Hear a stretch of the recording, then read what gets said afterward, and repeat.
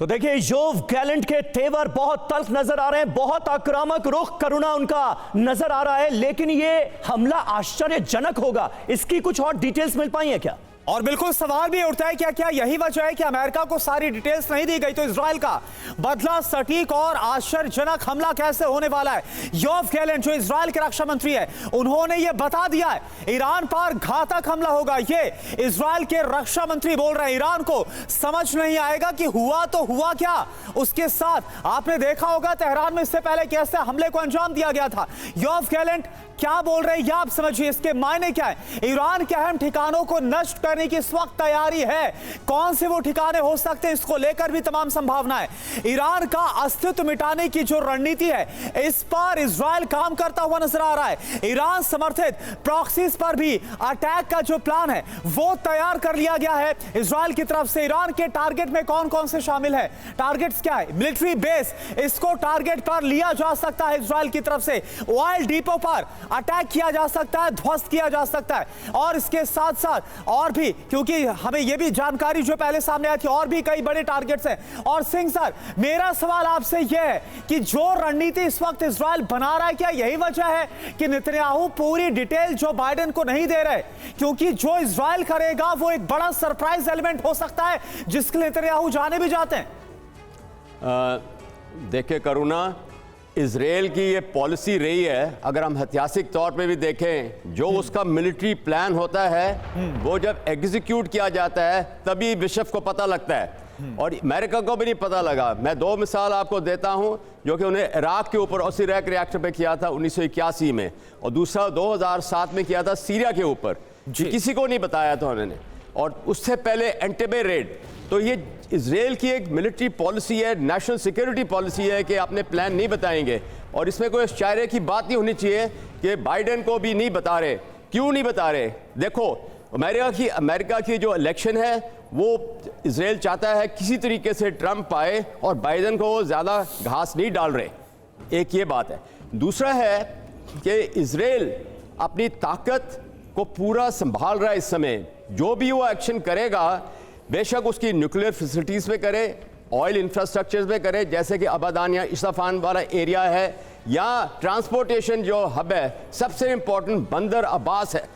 ये जो इलाके हैं ये बहुत महत्व रखते हैं विश्व के लिए भी। ऑयल रिफाइनरीज गैस के ऊपर करेंगे तो विश्व के ऊपर बहुत नेगेटिव असर आएगा। इसलिए मैं समझता हूं कि ज्यादा इजराइल हो सकता है अवॉइड करेगा ये, क्योंकि अगर न्यूक्लियर इंस्टॉलेशन भी करेगा तो रेडिएशन और ऐसे खतरे पैदा होने की बहुत ज्यादा आशा है, और उससे क्या होगा, सारा विश्व इजराइल के बरखिलाफ हो सकता है। तो इसलिए वो मिलिट्री के टारगेट्स इस्तेमाल कर सकता है, जैसे कि मिसाइल प्रोडक्शन साइट्स या मिलिट्री हेडक्वार्टर्स।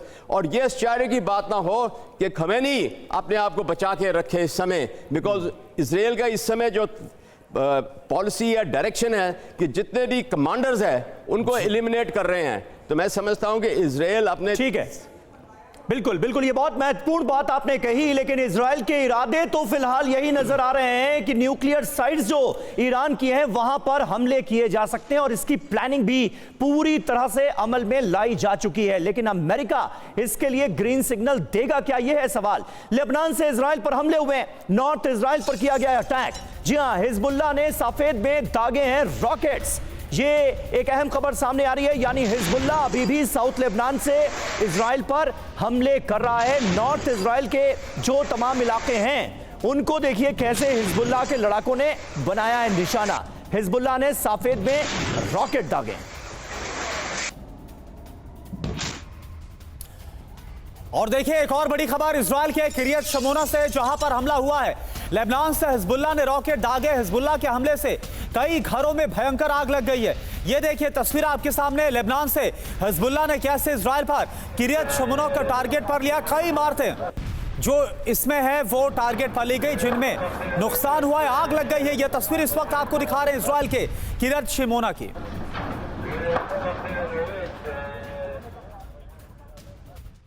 तो ये तस्वीरें आप देखिए, और निनाद सेठ हमारे साथ मौजूद हैं, विदेश मामलों के जानकार। निनाद साहब, क्या रुख नजर आ रहा है अमेरिका का? साउथ लेबनान के तमाम इलाकों को गाजा बनते हुए तो हम देख ही रहे हैं, लेकिन अब इससे आगे क्या? मुझको लगता है कि अमेरिका के पास ज़्यादा ऑप्शन नहीं है। इस वक्त चीज़ें ग्राउंड पे हो रही हैं और अगर इलेक्शन में ये मुद्दा, जैसे अगर आप इलेक्शन अमेरिका का फॉलो कर रहे हैं, तो इजराइल के सपोर्ट का मुद्दा अब एक बढ़ता हुआ मुद्दा है। तो कमला हैरिस को भी अब सपोर्ट करना पड़ेगा जिस तरह से चीज़ें बढ़ रही है। तीन चीज़ें साफ हैं। देखिए, हिजबुल्ला अब अपनी उल्टी गिनती शुरू कर चुका है। हिजबुल्ला को खात्मा मेरे ख्याल से करने के बाद ही, या फिर उनकी कैपेसिटी बहुत डिग्रेड करने के बाद ही वो ईरान के ऊपर कंसंट्रेट करेंगे। एक बात हमें याद रखनी होगी कि ईरान के जो न्यूक्लियर इंस्टॉलेशन है वाकई वो वेल डिफेंडेड है, पर सीरिया के भी थे और उससे पहले इराक के भी थे और उनको खात्मा किया था इजराइल ने।